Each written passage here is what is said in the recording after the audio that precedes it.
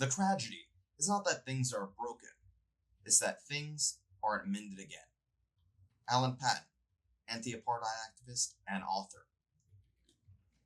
South Africa is one of the most iconic nations on the planet, representing some of the best and worst humanity has to offer. But unfortunately, like most of Africa, it tends to be left out of geopolitical discussions. Given the rising economic growth across sub-Saharan Africa and South Africa's position as being the first or second most powerful country south of the Sahara on the continent, we'll assess whether or not it can become a great power. Part of the reason why South Africa over the past 25 years have been left out of geopolitical discussions is due to its relative geographic isolation at the southern tip of the African continent, far away from any other major power. The only countries in Africa that rival South Africa in terms of power are Nigeria and Egypt, both of which are transatlantic flight distances away. The country is blessed geographically, bordering both the Indian and Atlantic Ocean, the only nation to do so. This makes South Africa a serious contender in maritime affairs, and its seaports connect the interior of Africa with the rest of the world. The northeast of the country is lush and makes it prime real estate for, well, not so much real estate, but farming. This makes South Africa an agricultural powerhouse, whereas further westward you see a great deal of savanna in the interior, home to a spectacular array of wildlife. This is also home to the country's largest city, Johannesburg, which is a major business and financial center, arguably the most important on the entire continent, as well as a multicultural center for much of the country and to a lesser extent the world. Further inland lies a crater, which holds much of the country's mineral wealth, providing the most important sector of its economy. Further westward lies a far more arid land that is primarily composed of desert and just desert-like areas. It's also home to one of the oldest human cultures, the Xhosa people. Along the coast lies a Mediterranean climate, which makes it excellent for vineyards and other agricultural goods, as well as a supreme place for human habitation as well as ports.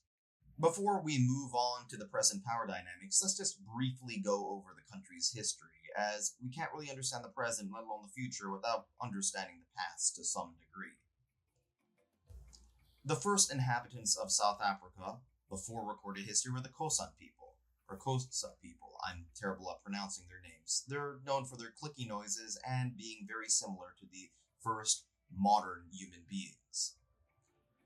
These original inhabitants were later subjugated by the Bantu migration, various people groups from West Africa who poured into southern Africa and had agriculture and iron tools and weapons that made them far more formidable. Along that, you saw some Phoenician exploration and the Portuguese, but it wasn't until the Dutch when the real historical records come into prominence. Many farmers from the Netherlands, as well as Germany and France, eventually settled in South Africa, oftentimes coming into clashes with the native inhabitants.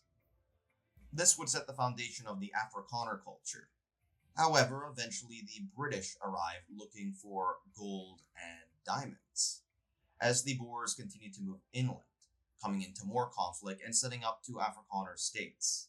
Meanwhile, a man by the name of Shaka had the Zulu tribe to conquer much of the eastern portions of what is now South Africa and parts of Mozambique. In spite of their backward technology, the Zulus were formidable warriors, even defeating the British in one battle. The British eventually overtook the Zulus along with other African peoples, along with the Boers. So you basically had one group of European peoples taking land from another group of European peoples, who were in turn taking land from the indigenous peoples. Hey, Quebec, sound familiar? South Africa also experienced a mining boom, and it was around this period of time when you started to see a great deal of racial resentment crop up on the institutional levels. Nonetheless, South Africa did help Mother Britain in both world wars. After World War II, the Afrikaners in power eventually instituted the deeply racist apartheid system, meaning separation, which basically gave second class status or third class status, or really no class status, to various people groups, especially those of pure African descent. The government crushed peaceful protesters and subjugated the press and free speech, and even locked up political dissidents like this guy, who you're probably familiar with. This led to boycott, sanctions, and disinvestments from the international community. The South African government eventually doubled down, even developing nuclear weapons to defend itself against the international community's hostility. But nonetheless, it had some tacit support from the UK and to a lesser extent the US, who at least were sympathetic to their anti-communist stance. Nonetheless, when the Soviet Union collapsed, many Western governments stopped their toleration for the apartheid system. The last apartheid leader, F.W. de Klerk, reluctantly ended the apartheid system, eventually freeing Nelson Mandela, and Nelson Mandela eventually became the first black president of South Africa, leading to a democracy and one of the world's most progressive constitutions. Despite having some Marxist sympathies during his youth, Nelson Mandela pretty much was a fairly pro-business, neoliberal politician throughout his presidency, kind of like Bill Clinton and Tony Blair. Moving on to its economy. South Africa has the third largest economy on the continent after Nigeria and Egypt, despite having a far smaller population. At one point, South Africa's economy made up 2/3 of the continent's economy south of the Sahara, but with the rapid growth of economic powerhouses like Nigeria and Kenya, this is no longer the case.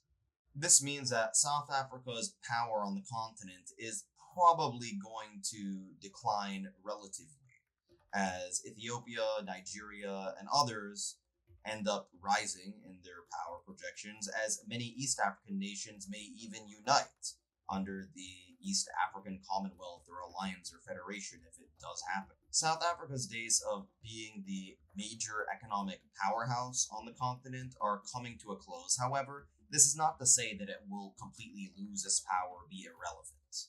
South Africa's relatively large population, large landmass, very rich natural resources in terms of mineral wealth, widespread technology compared to the rest of Africa, widespread infrastructure compared to the rest of Africa, and many other advantages mean that it will still be a major figure. Today, its most important economic sector relates to mining, namely diamonds and gold. If you have a diamond ring on your finger, it probably came from South Africa. The country also has a lot of great agricultural potential, predominantly known through the use of its vineyards. It also has a large tourism sector due to its incredible wildlife. Unlike most African countries, South Africa is not too reliant on mineral wealth, raw materials, and agriculture as others. Johannesburg, for example, as stated before, is a major business and economic hub as well as a financial center for banks. Its relative isolation also means that it can grow without threatening a lot of other major players on the world stage. The GDP per capita in South Africa is substantially higher than that of other African nations. However, this is by averages. Nonetheless, the country does have a sizable middle class. This, unfortunately, overlooks vast income inequality. South Africa is one of the most unequal countries on the planet, if not the most unequal, with a rich white population and black elite class, which run the economy and the politics respectively, facing up against a vast underclass of blacks, with poor infrastructure, poor healthcare, and widespread unemployment. South Africa has tried to mitigate some of this problem through the use of its decentralized government, splitting up the executive, judicial, and legislative branch of the government into 3 different capital cities. This country also has a very progressive constitution that not only allows for equal rights when it comes to free speech and due process, but also allows for affordable housing, affordable infrastructure, education, healthcare, and access to information. However, in practice, this oftentimes is not the case. The African National Congress, or ANC, has dominated South African politics since the end of apartheid, as it played a pivotal role in defeating apartheid. However, due to countless corruption scandals and political ineptitude, its popularity has waned drastically, which has left in a little bit of an opening for other parties. Many South Africans feel as though the oppressive white ruling class has been replaced by a corrupt black ruling class, which cares little for the needs and concerns of ordinary South Africans. While the ANC wants to keep intact its Rainbow Nation status, there have also been several conflicts, and the ghosts of apartheid haven't completely gone. Not just between black and white, but also between the Bantu speaking people groups and the Khoisan people groups, along with a large Asian population and a mixed population known as coloreds. There's quite a lot of tension, and the healing still has a long way to go. The white population lives on land and lives a lifestyle that is fairly conducive to that of what you'd see in North America or Western Europe. However, the black population oftentimes lives in huts made out of corrugated iron, even to this day, with the coloreds and Asians living better than the average black person, but quite not as well as the average white person. A lot of this inequality and a lot of this hardship has also led to staggering crime rates, and South African cities are among the most dangerous on the planet.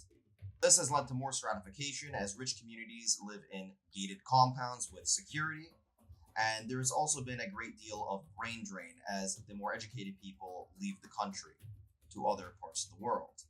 This has been even worse when you deal with the AIDS epidemic that has hit South Africa particularly hard. I really hope that I don't sound like I'm just ragging on South Africa. There's a lot to admire in spite of all these problems. So I think I'm going to move on to another subject that is, albeit less depressing, the military. The collapse of apartheid led to a transition into a new set of South African defense forces that took over much of the equipment, but this also created a logistical nightmare.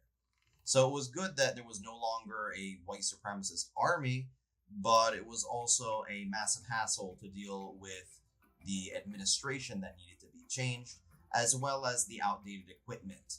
And really, it didn't take until, say, the mid 2000s when the military was fully integrated into its new system, and even to this day, they're under equipped. Again, this might not be too much of an issue though, because one, the country doesn't really border any particularly hostile, powerful countries. There aren't any countries that really want to go out of their way to conquer South Africa or steal their territory, and South Africa doesn't really have any imperial ambitions of their own.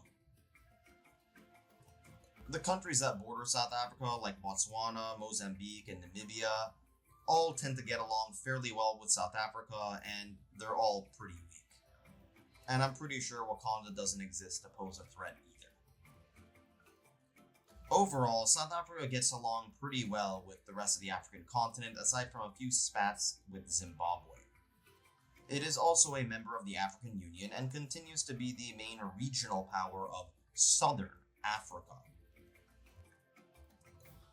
Given its geographic isolation in relative terms and its weak neighbors and fairly cordial relationships with the vast majority of countries around the world, South Africa really isn't shaking its boots at the thought of anyone invading them.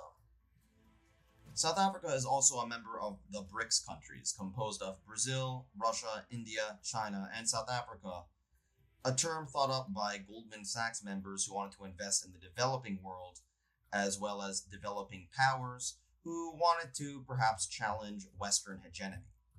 South Africa was kind of just put on there later because they wanted to add an S to it, even though South Africa is by far the least powerful of all the BRICS nations. Furthermore, the idea of BRICS being some cohesive alliance is highly unlikely given that China and India do not get along. Nonetheless, its source as a major hub of gold and diamond exports does give it some prestige, but at the end of the day, it's highly unlikely to ever be a great power within the foreseeable future, save some sort of black swan event. In spite of South Africa's massive challenges and failures, it's also a country that managed to escape apartheid peacefully, in sharp contrast to, say, its northern neighbor Zimbabwe. And that resilience shows some degree of fortitude. And for that reason, I think that South Africa, in spite of the decades it may take to throw off the chains of apartheid and the goats that have come along with it, perhaps, maybe, has a bright future ahead. Thanks for watching. Bye.